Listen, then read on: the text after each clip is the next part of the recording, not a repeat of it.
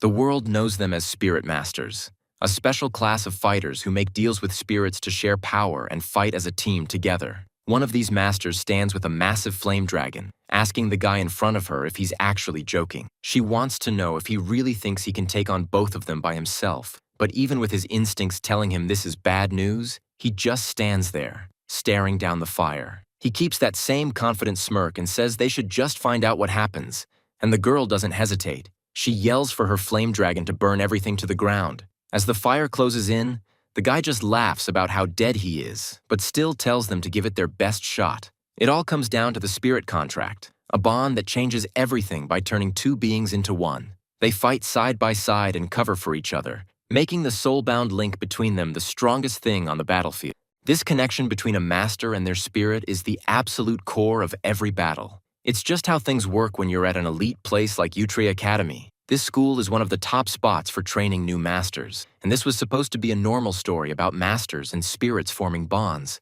But things aren't exactly going by the book. Over at the academy arena, the vibe is way more intense than a school event should be, and the students watching are starting to get nervous. One guy asks if this is really just a welcome match for new students because the firepower is insane. Someone yells out asking if freshmen are even allowed to be this strong. It's the first time most of them have seen a real dragon. Word starts spreading that the dragon is actually a legendary spirit passed down through the noble Valhart family, which means the girl in the ring is a total prodigy. Everyone is realizing they're watching the top-ranked freshman show off what she can really do. She's got this look in her eyes, like she's just getting started, and she taunts the guy in the hoodie. She asks if he's already out of energy, leaving him looking pretty shocked by how fast she's moving.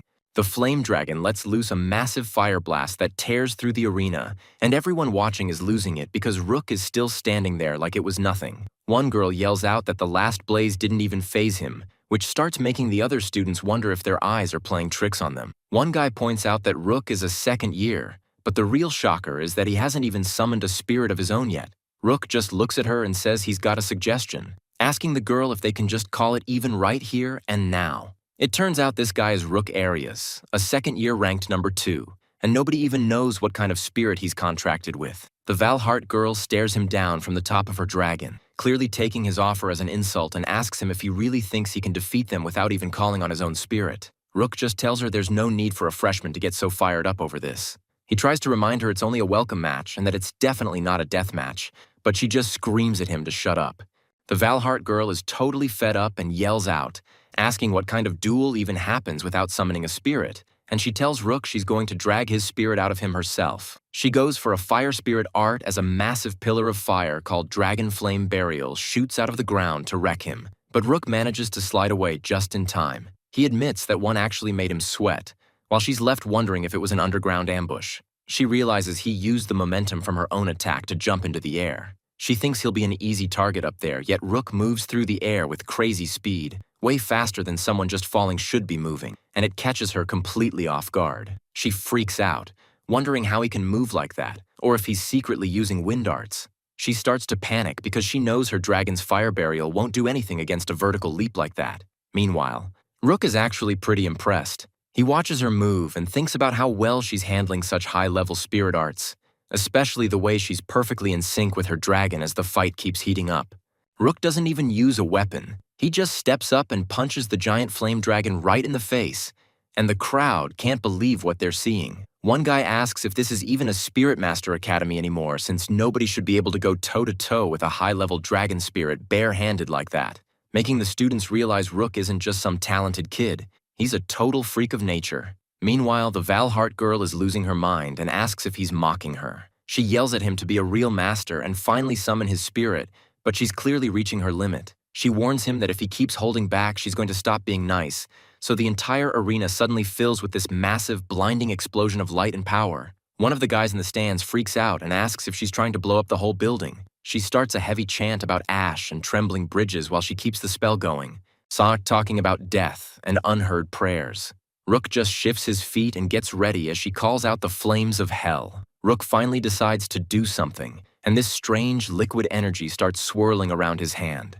Rook counters the flames by calling out his water spirit art. He drops a quadfold rain that slams right into the fire, and the Valhart girl realizes she messed up because the steam is so thick it's totally blocking her vision. Suddenly, The whole arena gets rocked by a massive explosion as the water and fire hit each other, making the girl realize Rook was just waiting for her to pull out a big move so he could use the smoke. He tells her there was really no other way to stop that kind of firepower, so he had to get creative. He explains that clashing his water art directly against her flames was the plan all along to flood the place with steam. Rook just says he's got to use whatever is available to win, but she just tells him to look who's talking. Eventually, Rook gets the upper hand and tells Miss Valhart that surrendering isn't just a suggestion anymore. In the stands, the students are completely stunned, and one of them asks if the fight is really over already. Everyone is freaking out because the top freshman didn't stand a chance, especially since Rook won without even summoning a spirit.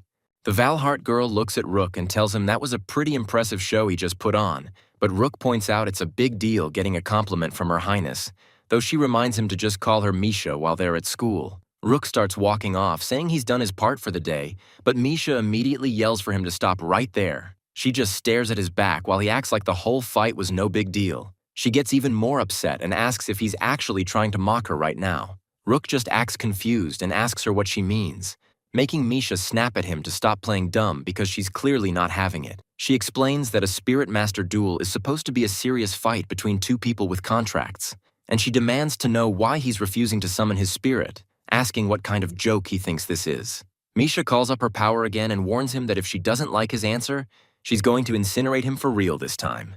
Rook just looks up at the sky and starts to say something, acting like the whole situation is just a bit much. He tells Misha that summoning her dragon again after everything that happened is wild, but she's definitely got spirit. Suddenly, the president steps in, yelling that as a Valhart, she can't let this slide. Misha isn't backing down, though, and she screams that she wants a rematch right here and now. The president shuts that down quick, reminding her that the welcome match is already over, which doesn't sit well with Misha. But the president tells her she's still a student and has to follow the rules. Misha just stands there with her head down, asking what's going to happen if she refuses to listen. The president says she gets it, but since she's being left with no other choice, she's going to have to use force, summoning a massive armored spirit that towers over everyone. The students in the crowd completely freak out once they see the president actually summon her spirit.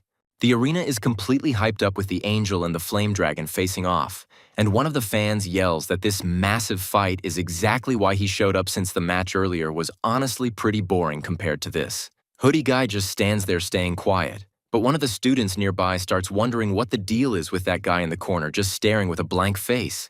Down in the arena, someone says they understand the situation and grips their hand tight. Then the president tells Misha she's right and actually says she's sorry for being so rude a second ago. Misha says she's glad to hear that and tells her not to stress because there's going to be a next time, which leaves the other girl totally confused. The truth is that everyone at Yandere Academy has to fight for their spot in the rankings during these things called degree matches, and even though Rook acts a bit weird, he's officially the #2 student in the entire school. The president points out that if Misha keeps winning her matches and climbing the ranks, they're definitely going to have a rematch soon. So Misha just stands there taking it all in while Hoodie Guy watches the whole scene go down.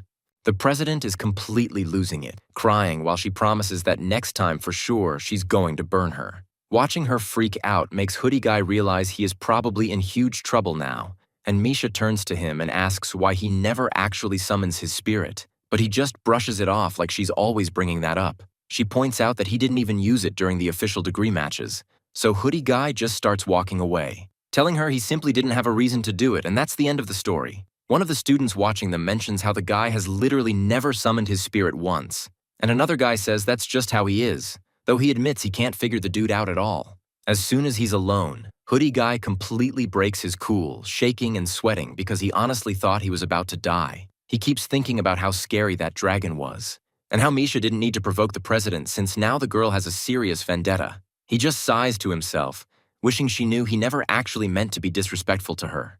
Hoodie Guy stares at a clump of his own burnt hair. Just one blast of fire and now he's half bald and feeling nothing but regret. The whispers from the other students are getting louder, with everyone saying he's holding back and acting suspicious. So a girl gets right in his face and asks if he's mocking her, but he's quick to tell her that's absolutely not what's happening. Even Misha is pressing him, asking why he won't just summon his spirit already, while he tries to apologize for the misunderstanding. The questions keep coming about why he's hiding his power, and he just tells them he doesn't have the guts to trick or mock anyone. This just makes some guy with glasses lose his temper, yelling to ask if he's being messed with. Hoodie Guy starts to stammer, but he finally hits his limit and screams at the top of his lungs that he doesn't even have a contracted spirit. He explains that this is really just a story about him being misunderstood as a guy hiding some secret strength, when in reality, he's been giving every single fight everything he's got without holding back a single thing. He decides to take it back to the beginning, straight up admitting that the whole mess is probably his fault anyway. He explains that for most spirit masters, everything starts with a contract, so right after he enrolled, he drew his first summoning circle and just waited. But no matter how long he sat there, nothing happened. Not a single spirit showed up to answer his call, leaving him taking things into his own hands by heading out to spirit forests and ruins.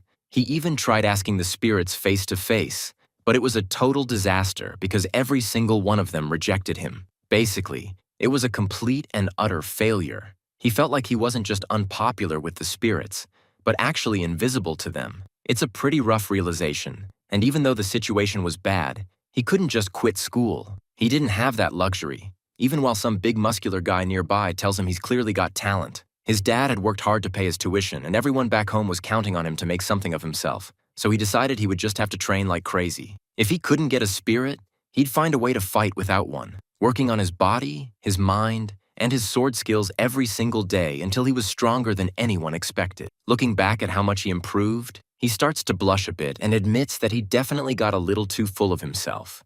Hoodie Guy just laughs, asking if it was even a challenge and telling her since she didn't counter, he guesses she forfeits, getting that massive rush from winning without a spirit. He just couldn't contain the thrill of it all, and this was the exact match that made him famous.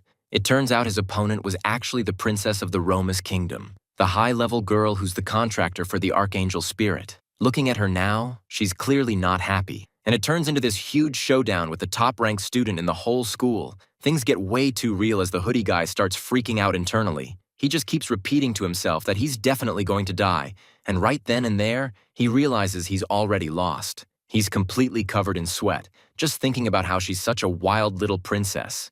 Even though he's totally outmatched, he tries to keep his cool and tells her that he'll give her the win this time. He plays it off like he's saving the real finish for their next fight, thinking that his killer one-liner actually worked to set the stage for later. Rook is internally panicking, thinking about how he only tried to act cool because he actually fought well, but now he's sure he's dead. The crowd starts jumping to their own conclusions, though. Someone yells out that Rook was definitely just testing the princess to see her trump card, and another student chimes in, saying he's got balls of steel for holding back like that. They all start remembering how the school paper mentioned he was hiding his spirit, making the whole stadium erupt. People are calling Rook a smug jerk for his attitude, and the noise is just getting louder while Rook realizes way too late that he's made a massive mistake. He's standing there sweating, knowing he can't take back what he said, and it only gets worse when the elite students start screaming at him for mocking his opponent. Rook narrates that the nobles already hated him, so he just tries to apologize. But then a commoner student cuts him off. They tell him he's a beacon of hope for the regular kids, leaving Rook totally speechless. Even though the kid mentions his attitude is actually pretty trash, Rook realizes everyone either has crazy high expectations of him or is just too scared to get close, which is exactly how everything got started. He gives off this sharp look as the situation spins out of control, leading to the creation of a total lie. From that day on, so everyone believed the illusion that he was the powerful rank 2 student. Rook sits alone on a bench, realizing that even if he came clean now, no one would buy it. He's stuck acting like a badass whenever it matters, and he feels like his whole life is just falling apart in slow motion. He tries to distract himself with a book about some underdog hero, thinking he's pretty lucky until Gareth shows up out of nowhere, calling him moody and making Rook jump high enough to drop his book. Rook settles back down and greets him, saying he was waiting for him to finally show up. Gareth just gives a casual wave and says, "It's an honor to even be noticed by a guy like Rook." Gareth Obro is a second-year student with a mysterious rank, and on the surface, he's known as a powerhouse from a noble family who actually treats Rook like a person. Rook notices he's acting a bit different and mentions that he seems way more cheerful than usual. So Gareth admits it, saying that, to be honest, he's having a great time. Gareth's got this creepy look on his face as he asks what could be better than watching a guy who's half-dead struggle. Turns out he's a massive sadist and the only one at school who knows the truth about Rook, and he sits down, admitting he didn't think Rook could actually pull off those moves without a spirit contract or using Engage. Normally, spirits make contracts with masters by linking their souls, which lets them share energy. That's the secret to pulling off those massive spirit arts back to back. Gareth thinks about it for a second, making sure he's got the term provisional contract right. Rook explains that since he can't actually make a real contract, he had to figure out a different way to use those arts. So he just burns through his own spirit energy to make it happen. Such a provisional contract is basically just a temporary link used as a shortcut before a real contract is ever signed. But since Rook can't use the spirit's energy, they demand payment up front and can cut the link the second he runs out. To make matters worse, he can only rent out the lowest tier minor spirits he finds floating around. It's an inefficient mess of using different spirits and random tactics every time, which Gareth jokes is just like a rental service. Gareth can't help but smile, calling it a totally janky strategy, especially since Rook was just faking having a spirit at all. Rook admits that the only reason he can pull off this weird rental strategy is because he has a ridiculous amount of spirit energy and stamina. He jokes that maybe spirits avoid him as some kind of karma, but he's actually grateful for the luck, even as Gareth starts laughing. He says that if people ever found out the truth about the legendary Rook areas, that he's basically just a bodybuilder faking it, nobody would ever believe it. He tells Rook it's his own fault for acting so strange, but Rook just tells him to shut it. Gareth says he actually gets why Rook keeps up the act though, comparing it to a guy who lets everyone believe he has a super hot girlfriend. He asks how anyone could admit they've never even been kissed when everyone thinks they're a total pro. Rook just looks annoyed, asking if that was supposed to be a metaphor or something. But Gareth just keeps teasing him, saying it must be great having both girls and spirits chasing him around all day. Gareth suddenly gets a completely serious look on his face, shouting that he's loyal to Rook and nobody else. Rook thinks it's pretty scary that the only time Gareth ever looks that serious is when he's lying. Rook mentions there's a welcome party for the new freshman, but Gareth isn't having any of it, shouting that he's not going anywhere crowded. He's convinced that being in a big group is just a trap to get noticed even more, and Rook doesn't make it any better, reminding him that skipping the whole thing will actually make him stand out way more. Gareth starts losing it, telling Rook to shut up while he deals with his crisis. He's set on just going home, staying firm on his refusal while Rook just sits there calmly sipping his tea like nothing is wrong. Gareth finally admits he just can't handle being around crowds. Rook looks around the room, realizing that almost no other second-year students even bothered to show up, which is when the president cuts in, explaining that since she's the one running the event, everyone is actually hyped to be there. Rook can't help but wonder if the president even knows how to do anything in moderation, especially since Gareth is still complaining, blaming Rook for his school uniform being a total mess. Rook just points out that the uniform only got wrecked because Gareth was fighting back so hard, right before some guy yells about taking down the boys-only club. Rook is totally caught off guard seeing Princess Misha show up, but she just gives him a calm smile and says she's happy to see him here, even if she knows he didn't exactly come willingly, mentioning that someone had to drag him in after the beating he took earlier, reminding him that he's actually the number 2 ranked student in the second year. Misha argues that a rank like that comes with a lot of influence and a duty to lead the others, but Rook just brushes it off, asking if her presence alone isn't plenty for the school. He just stares off for a second, sounding pretty doubtful as he says he wonders about that. Misha isn't dropping it though, asking why he puts himself down so much when he clearly has the skills, but Rook just tells her he's being realistic, making Misha stop and look at him, insisting that he's the one who truly deserves the top spot, especially since she's convinced that if he actually stopped holding back and went all out, he could even hold his own against the president. The whole conversation makes Rook look pretty uncomfortable, so he just tries to awkwardly change the subject while Misha keeps following him, telling him that being humble is fine, but there are times when he really needs to stop running and face himself head-on. Misha looks down, sounding a bit humble as she tells Rook that at the very least, right now, she feels like she can't stand tall the way he does.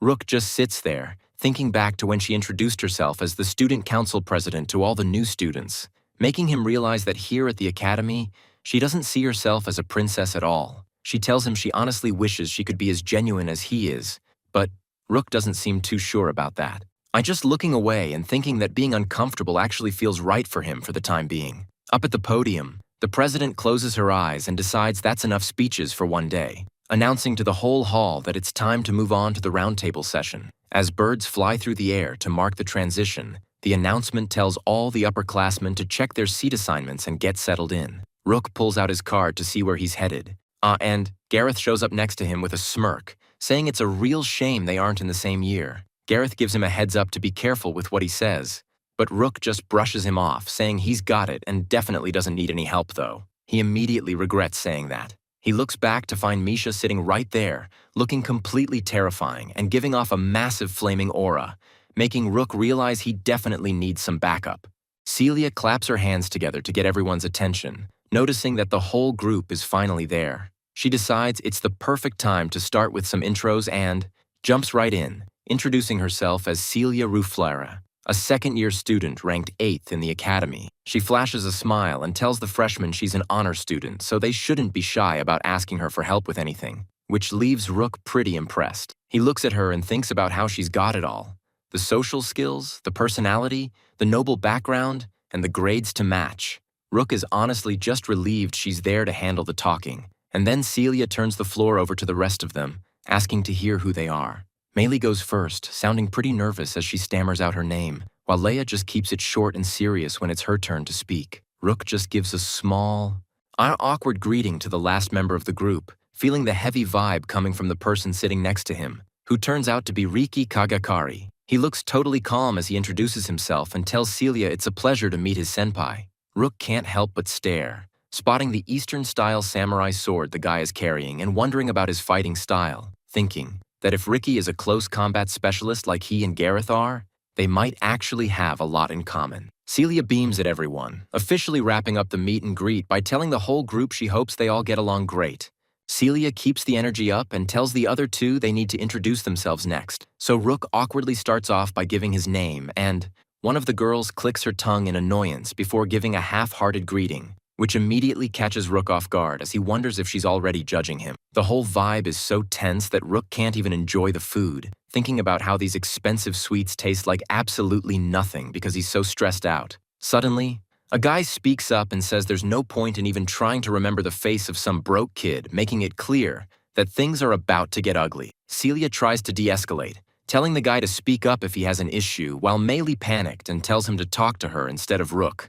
The guy introduces himself as Organ Gudowin, showing off a nasty smirk and a set of sharp teeth that look pretty intimidating. He leans in and tells Rook that if he actually wants to be successful at the academy, he better make sure to stay on Organ's good side. This is Organ Gudowin, a third-year student with a mysterious rank and a massive ego who clearly doesn't care about making friends with freshmen. Celia snaps at Organ to quit trying to start fights the second he shows up. Rook watches the exchange, thinking that while Organ is a high-ranking noble with serious skills, he's definitely not friendly like Celia is. Though Rook has to admit the guy's logic about power isn't totally wrong, once you look past his completely trashy attitude and the way he treats people. Organ starts losing his temper and yells at Rook for ignoring him, calling him a dumbass and asking if his ears are broken, even demanding Rook use more polite language when he talks. Rook just stands there taking it, knowing there's a specific reason why Organ is being such a hater right now. It turns out Rook actually beat the guy in a match once. Looking back, Rook admits he was really feeling himself back then. He was at the top of his game, but now he just feels embarrassed about it. Organ keeps going off, claiming he's just stating the facts about how things really are. He says he's a way better choice for a partner than a loser like Rook. He starts pointing and calling him a broke, lonely nerd, which actually hits pretty close to home. Rook thinks it's annoying, but he can't really argue with any of those points. Organ isn't finished yet, and adds that on top of all that, Rook is super suspicious. He never even brings out his spirit when he fights. He keeps shouting that nobody would ever trust a shady guy like that, making Rook look even more uncomfortable as Organ leans in close with a nasty look, asking if he's right about everything he just said. The Valhart girl is clearly feeling the tension as she looks down, quietly acknowledging the freshman status in the room, and she gathers her courage to speak up, asking the senior if she can ask him something while Organ watches her closely with a look of annoyance. Organ jumps in immediately, giving a big thumbs up and shouting that he'll handle the answer personally, but the Valhart girl just wants him to chill out and sit down before he makes things worse. She turns her attention back to Rook Arias, calling him out by name while he just sits there casually finishing his tea like nothing is happening. Suddenly, she slams her hands onto the table and leans way in, demanding to know why he never actually summons his contracted spirit during a fight. Someone nearby checks to see if Rook is actually doing okay, but Organ just snaps at them to let the commoner drink his tea in peace, even calling the whole situation gross. Rook looks pretty stressed out as the questioning continues, While the Valhart girl realizes they're right back where they started with this topic again, Rook finally speaks up, telling her he's sorry, but he just can't say anything about it, which only makes the Valhart girl more determined to get the truth. She keeps pushing, pointing out that even if he prefers fighting by himself, it's just common sense that getting energy from a spirit is way easier than going solo. The whole group watches the standoff as she tells him that if he isn't just trying to make fun of them, he needs to give them a straight answer right now. The Valhart girl is totally over Rook's silence and tells him to just get on with it, while Rook notices the whole cafeteria has suddenly gone dead quiet. One of the other students nearby is sweating, desperately wishing someone would just say something to break the awkward vibe. But the girl keeps the pressure on, reminding Rook that as the number 2 student, he's got a responsibility to lead everyone else. Rook just clicks his tongue, clearly feeling cornered by everything she's saying. He tries to play it cool and sips his tea, thinking that if he just keeps up his elegant act and pretends there's some deep, mysterious reason for his behavior, he might be able to buy some more time. The girl isn't buying it for a second though, and she yells that his acting isn't going to work on her. Rook starts sweating bullets as his plan falls apart right in front of him, leaving him panicking internally, wondering if he really has to spill his secret right here in public. He starts to stutter, trying to find the words to say something, but before he can, a loud laugh cuts through the air. Someone with sharp teeth shouts out that the answer to her question is actually super obvious, and it's Gareth Obro, who points right at Rook with a nasty grin. He yells out the truth for everyone to hear, saying that Rook doesn't even have a contracted spirit, which leaves Rook completely frozen in shock. Gareth doesn't stop there, calling Rook a contractless loser and saying that's the only reason he fights like a punk. The girls can't even move. They're so stunned by what they're hearing as Gareth leans in close with the aggressive look on his face, asking Rook straight up to tell them if he's right. The Valhart girl is left reeling, thinking there's just no way someone without a spirit contract could ever even get into an academy like this in the first place.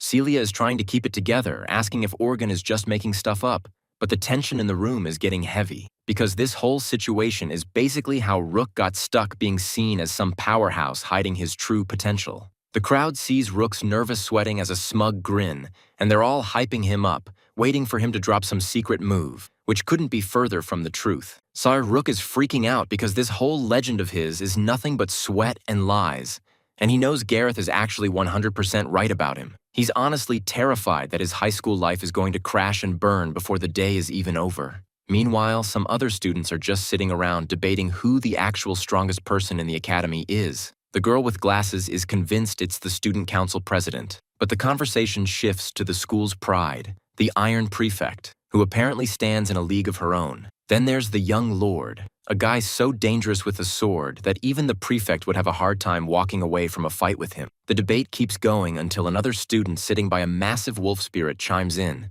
saying that the answer to who's the strongest is actually super obvious. The students keep talking about how tough that demon is, even though he's a total mystery, and Meili mentions he's pretty low-key, only winning his last match by default, so honestly nobody has a clue what he can actually do. Though Ricky is already clenching his fist, saying he really wants to test his sword skills against the guy someday, while the name Rook Arias just hangs in the air. The Valhart girl is sitting there completely stressed out, staring at him and wondering what kind of person he actually is. The whole room is dead silent as everyone sits around the table, until Gareth breaks the tension with a nasty grin, calling Rook a total reject who can't even land a spirit contract. The girl realizes that would actually explain all his weird behavior, so she finally snaps and slams the table, begging him to just say something. The Valhart girl snaps and yells out Rook's name. He just sits there looking like he's totally given up on life while she watches him with a worried face. But Organ just leans back and laughs at the whole situation. Rook is actually shaking so hard his teacup is rattling, but he tries to play it cool, telling Organ he really nailed it and asking why he's the one trembling. He's totally caught, yet he keeps the act going by asking if he hit a nerve, claiming he's only shaking because he's laughing so hard inside. Celia finally steps in to shut Organ down, telling him to knock it off before he makes a complete fool of himself in front of the new students. She brings up the welcome match they all saw, but Organ just gets ticked off and tells her to mind her own business. Celia keeps going, arguing that a guy who fights as well as Rook does couldn't possibly be without a spirit contract. Meanwhile, Rook is just sweating, trying to get her to stop talking. She gets even louder, yelling that the idea is impossible, while Rook practically begs her to stop because her help is actually making everything worse. She's totally convinced he's just hiding his spirit as some kind of high-level strategy, thinking he's a genius, and tells Organ that a meathead like him would never understand her logic, which just makes him snap back and call her the real meathead.